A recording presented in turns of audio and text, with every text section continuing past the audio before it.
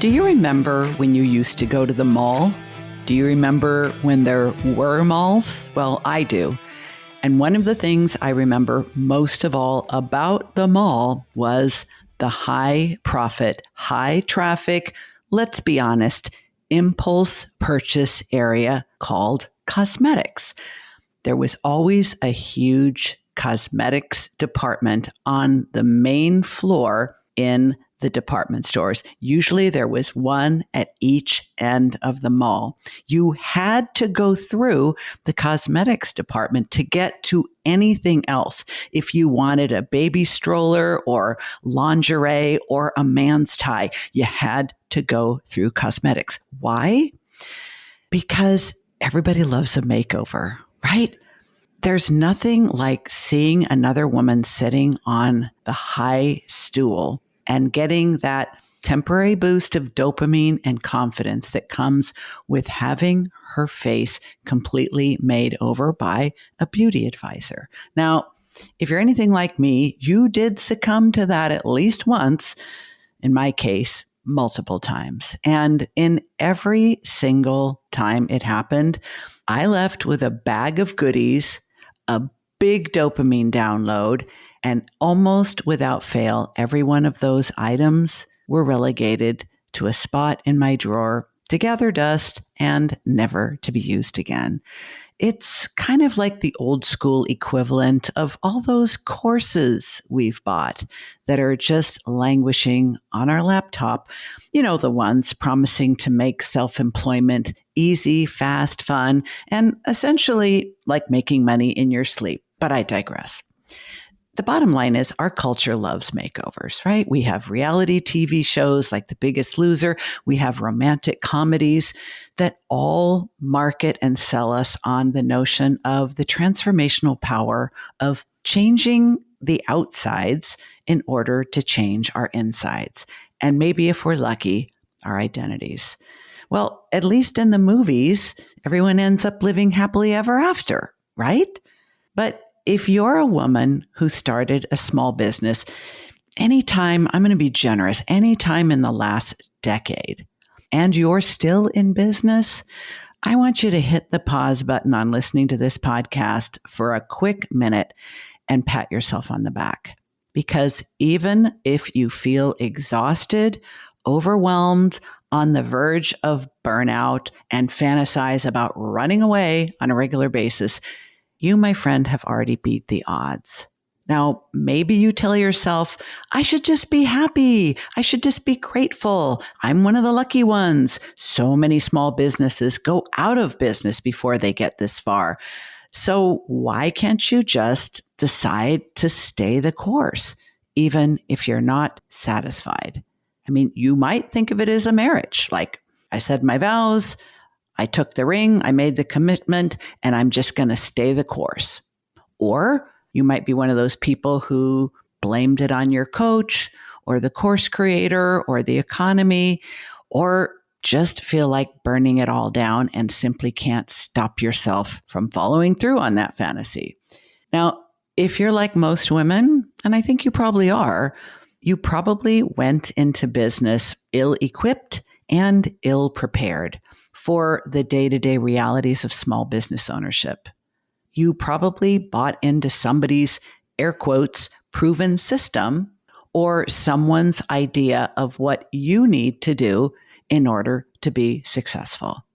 There are so many people out there, so many programs, so many courses, so many books, so many podcasts, so many YouTube channels selling everything from franchising to whatever step-by-step program they're shilling on the notion that if you do exactly what they say and they tell you exactly what to do, you will end up with a business.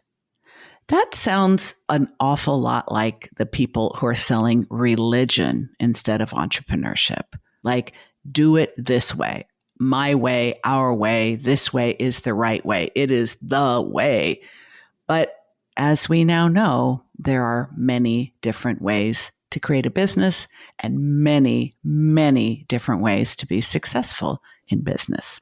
So if you are succeeding by any stretch by any metric, which is statistically improbable if you followed the mass marketed advice. Chances are you ended up with a business that is not built with your needs, wishes, wants, preferences, and priorities in mind, which means that even if you're making money, even if it is quote unquote successful, it's probably not sustainable. Well, wait, what? Because if COVID has taught us nothing else, it has definitely taught us this. Your health and wellness, meaning mental and physical, are intimately tied to how you spend your time, energy, effort, focus, and attention. And if you are spending those things on your own business, when you're a solopreneur or small business owner, you can only neglect your mental and physical health for so long. Sooner or later, we get sick. And I use sick as a broad category because burnout is a form of getting sick. Now, it may take years or even decades because some of us are tough mothers, especially those of us with a trauma history.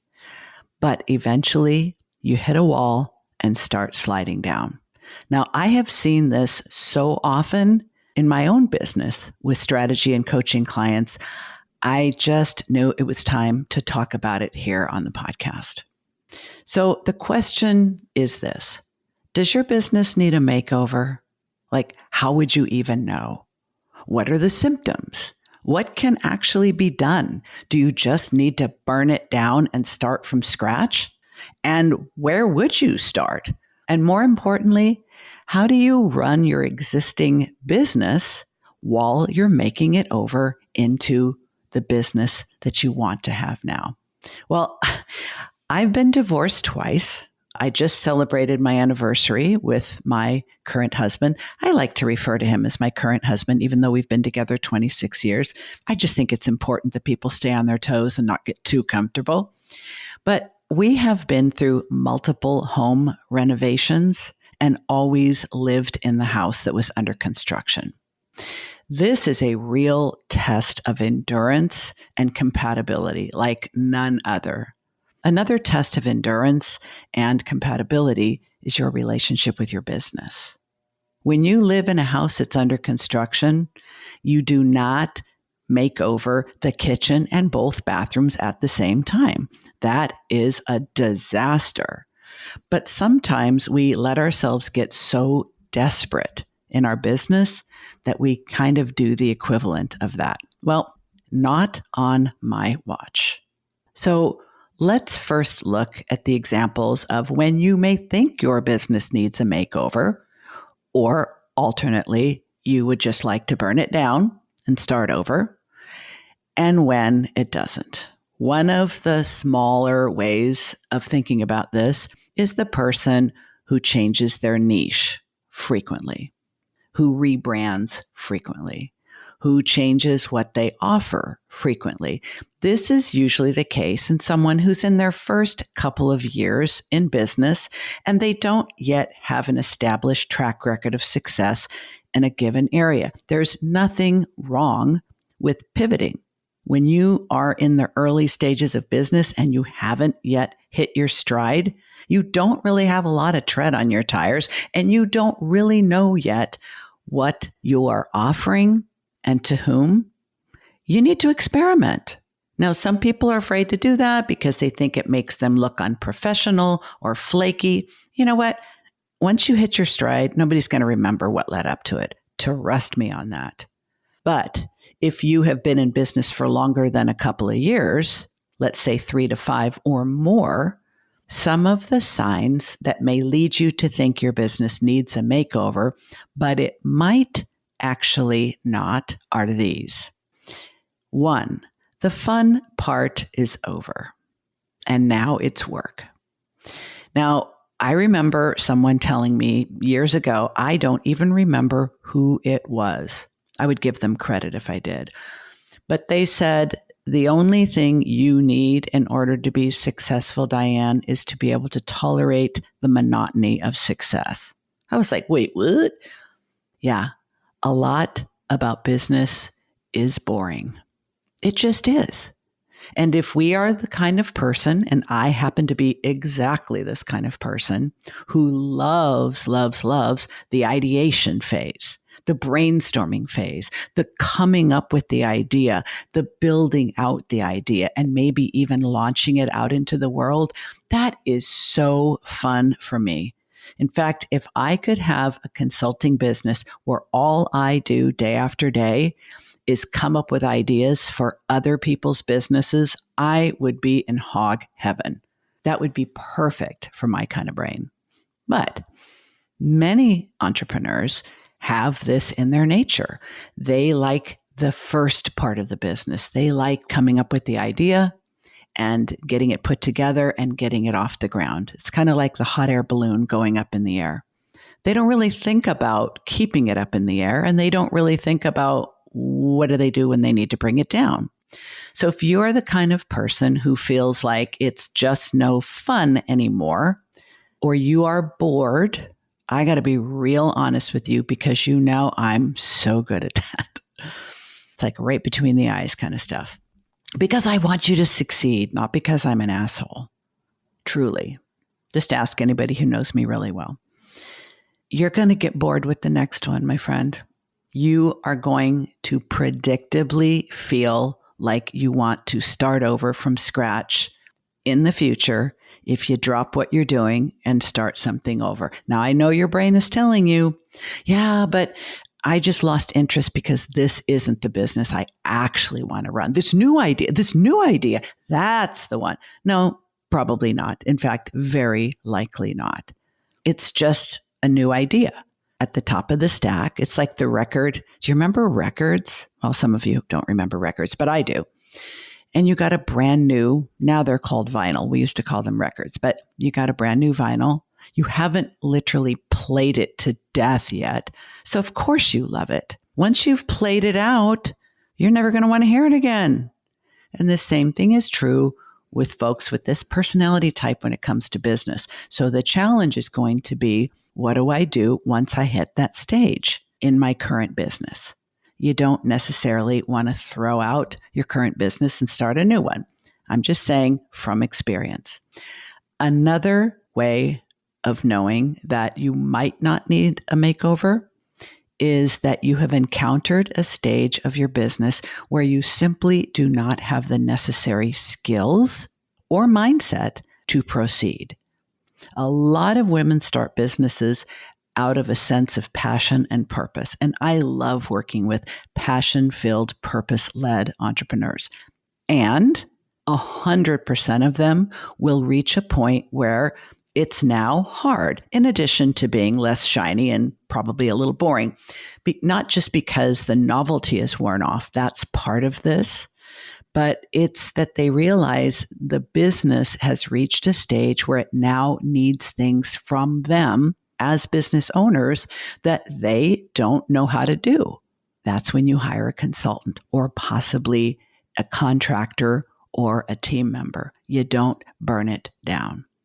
One of the biggest things I see with my clients and with people who have done a consultation with me, but I did not invite them to work together, is unrealistic expectations.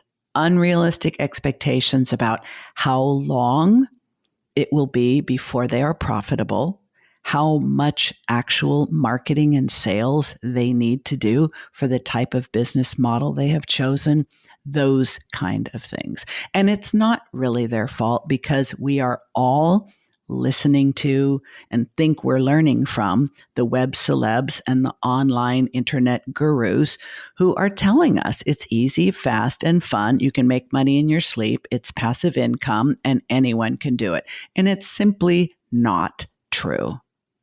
But when we come to business and start a business and launch a business and reach a certain point where it's just not fun anymore, everybody gets there. Trust me. Lots of times, it's not only because we don't have the necessary skills in order to move forward. We had grossly unrealistic expectations about being a business owner from the get-go. And I think if that's the case and you can't work through them, you cannot adjust your expectations to the actual reality of what it takes to be self-employed and a business owner, you would be better off letting it go and getting a job.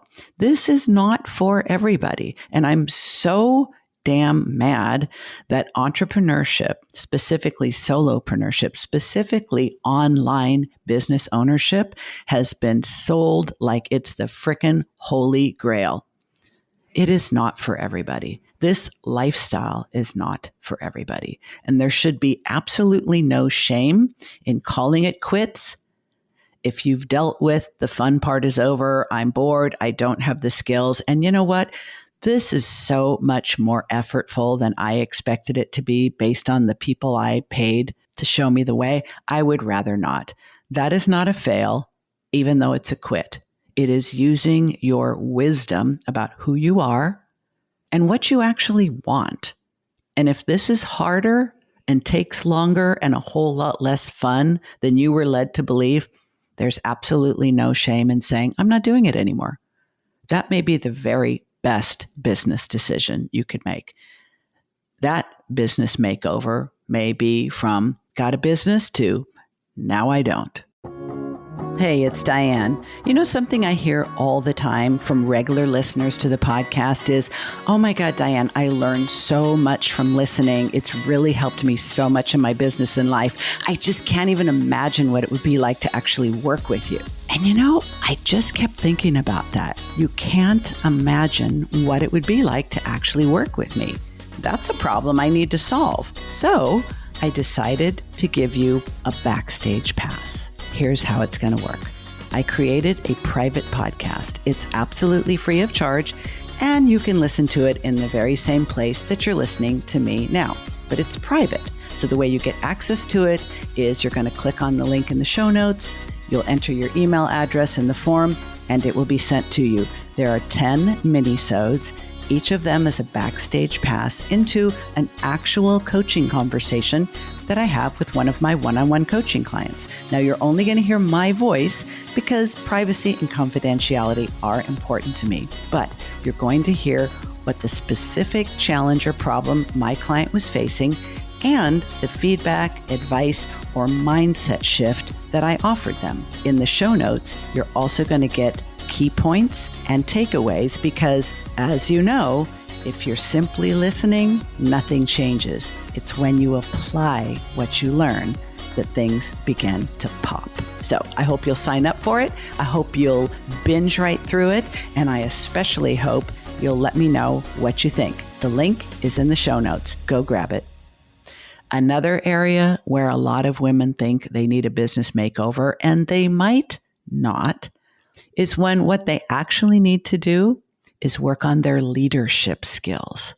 Lots and lots and lots of women start a business with zero leadership experience, and they really don't see themselves as a leader. And here's the thing, not everybody needs a team. That's another thing that I see being sold to all of us on the internet. You need a team. Nobody sends their own emails. That makes you look like you are a one-woman show. There's nothing wrong with being a one-woman show. Nothing wrong whatsoever. So if you think you need an executive assistant or a virtual assistant or a OBM or whatever to make you look legit, that's a mindset issue. You may not actually need that person in your business, and it may mean that you are taking on unnecessary overhead and unnecessary stress.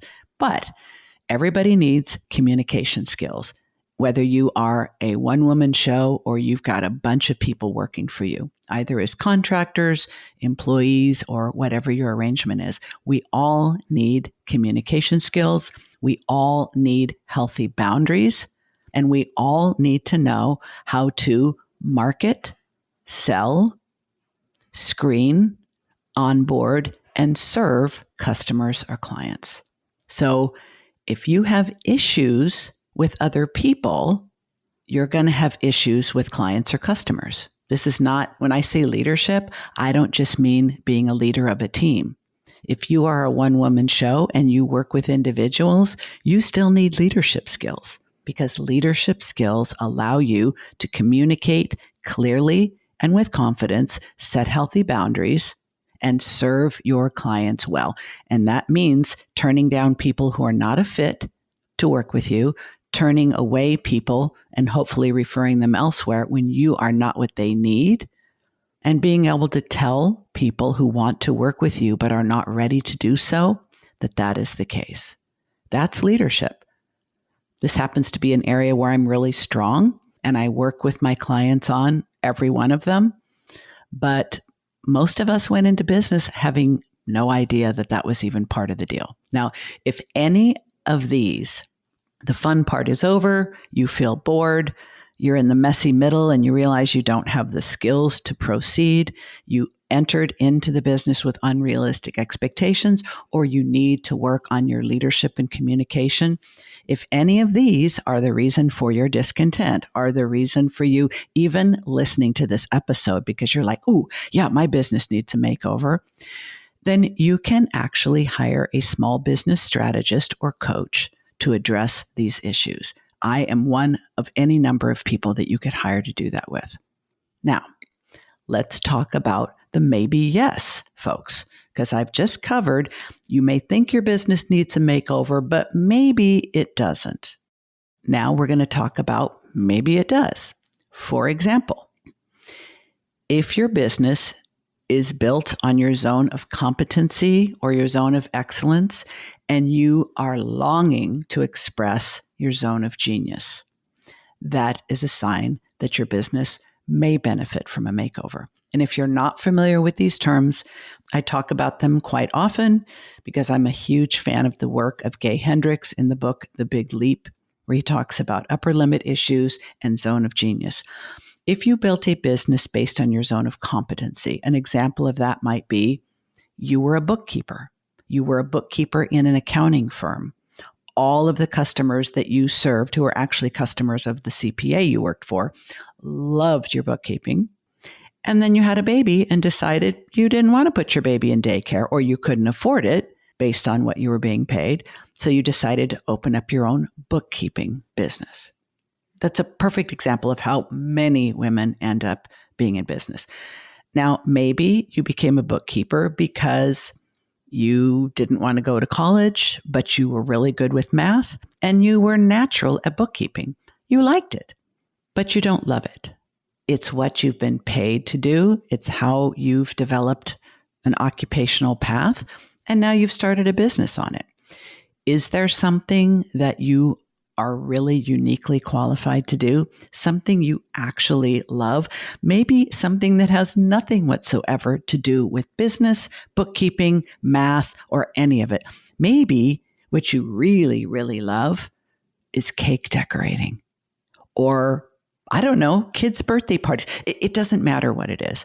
But if the business you have now is built on something that you know how to do and you do well, and other people are willing to pay you, but all you can think about is that zone of genius gift, something that you love to do, and you've loved it ever since you were little. In fact, you do it so ridiculously well and so naturally well that you don't even realize it's a gift, and that other people don't have that gift and they would pay because you do. If that is something that just keeps coming around, and you really find yourself fantasizing about what it would be like to be able to express your gift in your business. Now, the example I just gave you, obviously that would be a burn it down kind of example. What's one that would be a makeover example? Well, it might be that you offer a done for you service plus strategy. But what you really love doing is helping business owners come up with the concept and then creating the strategy and then handing off the implementation to someone else. That's what I'm talking about. Transforming your business from I'm the one who does the done for you service to I'm the one who partners with you to create the concept and then create the strategy. Someone else will do the done for you. Maybe someone that works in your business. It may be someone who works in another business. That would be an example of a makeover. Here's another one. When your business was built without taking your personal and business values into account, that is one of the more frequent examples of a business that would benefit from a makeover. For example, I had a client who, among her top 5 core values, were creativity, excellence, and connection. Her business model was based on selling a low-ticket offer through Facebook ads and having zero contact with her customers. She also had a very low completion rate for her course. So creativity, no. Excellence, not with a low completion rate. Connection, not when you have zero contact with the users of your product. You see the disconnect there? This happens so often when women start a business because they went through some coach's program or they bought some course and it told them this is what you need to do, and they did it. They actually did it. They can end up with a business that they absolutely hate because it's not in alignment with their personal and business values. That is a business that can, and I think probably should, be made over. Here's another example. The delivery model of your service-based business is not a fit for your stage of life or obligations. An example of this might be you started a business as a single woman. 3 years later, you're married and pregnant with your first child. The business that you have may not be sustainable now that your stage of life and obligations are different. Or if you find yourself taking care of an aging parent or having a mother-in-law move in with you because your father-in-law passed away. There are so many things that can happen from an accident, an illness, a chronic disease that nobody plans for. We don't know these things are going to happen to us, our partner, a dependent, or someone very close to us. But when it does, sometimes we need to make pretty quick and sometimes drastic changes to our business in order to keep going. There's also the issue of energy. A lot of women started business because they were sold on the idea of, it could be anything from, let's use the example of a high-touch group program that has 2 launch cycles a year. What that actually means is that they need to have the energetic bandwidth to both run the high-touch group program and the energy to do the promotion, sales, and launch cycles. And that would mean year-round. Launch and sales cycle alternating with service cycle. Launch and sales cycle alternating with service cycle. That sounds exhausting even to just describe. Another example is when you have a team, but you don't actually like managing other people. And the reverse, when you're running everything on your own because you don't know how to hire, delegate, and manage other people. I see this all the time, and we're going to talk about an example of that in just a moment. Most of us would find it really, really hard, if not downright impossible, to figure this out on our own. But let's just say we could. Would we be able to give ourselves permission to course correct, make the necessary decisions and changes, and implement all of them while dealing with our own fear, doubt, and uncertainty along the way? In my experience, what most of us will do is just hunker down and stay the course. And that is one of the primary reasons I see so many business owners literally on the verge of burnout. If you are identifying with any of these scenarios, it's a really good question to ask yourself. If I could figure this out on my own, could I make the necessary decisions and implement the necessary changes? Most of us would benefit from working with someone else because the alternative is we give up, burn out, or just try to hunker down and just hope things get better on their own. If this is you, I want you to keep listening. We've got a few more minutes of content. But as soon as the episode is done, I want you to click on the link in the show notes to book a free consultation with me. Let's have a chat. It's a no pressure conversation. We're either a fit and you're ready, or we're not. Either way, it'll be time well spent. But first, I want to tell you about one of my clients and the result of her business makeover. So let me tell you about Stacy.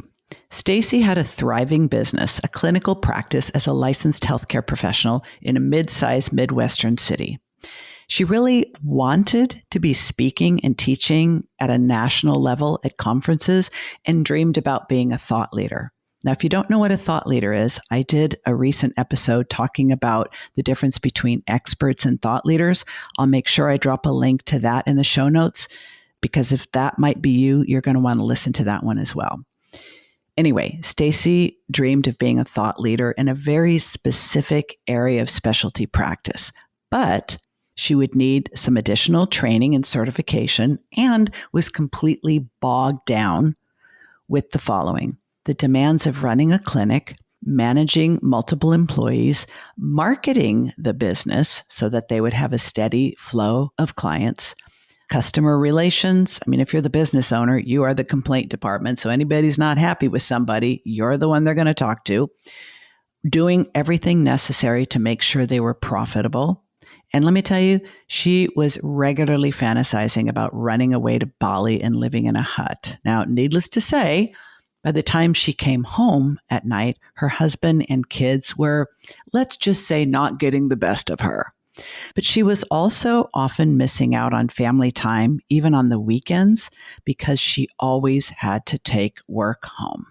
Now, in order to create her Boss Up Breakthrough, my name for her business makeover, we went through my signature system, which involves identifying her true goals, identifying her unique abilities and her zone of genius, clarifying her values, figuring out what a right-sized business would look like for her, examined what was working in her business and what just wasn't, making decisions about what to keep, what to let go of, and what could be transformed, creating a roadmap, and then implementing the decisions and changes with my guidance, support, and accountability. The last thing we did was future forecast, the next stage of her business beyond the time that we would be working together. Well, what did that look like and what actually happened? How did the department store makeover look? These are the changes that were made.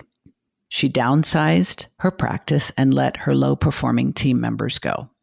That was a major boss-up move. She moved to a smaller office to reduce her overhead. She also let go of a lot of things that she thought were necessary, but were actually limiting her profitability. She enrolled in an advanced course in the specialty area that she wants to develop thought leadership in. She resumed speaking at local and virtual conferences. She's not yet able to take the time away from her business and family to speak at national and international conferences, but she is back on the speaking circuit. And I think this is a really important one, she stopped working weekends. For future forecasting and future goals, she has plans to sell her clinic to her senior practitioner down the road, to become a specialty practitioner after she gets her new license and accreditation, working 100% virtually via telehealth, and publishing and teaching to develop her thought leadership. That will be the next iteration of her business. So her makeover is actually happening in 2 stages. Now, I have another client, Jensina, that I would really love to tell you about. Her business makeover and personal transformation were such an inspiration to me that I decided, rather than tack it on to the end of this episode, I invited her to join me on the podcast, and we recorded her story, and I'll be sharing it with you next week. You are definitely going to want to listen, because Jan is an example of what is possible when you get serious about making the business you have into the business you want. If this episode really landed with you, chances are you know another woman who also needs to hear it. So why don't you be a biz bestie and share it with her? She would be grateful, and so would I. You could think of it as good business karma. Well, that's all for this week. I look forward to bringing you Jan Dyer and her amazing business makeover 1 week from now. In the meantime, stay driven.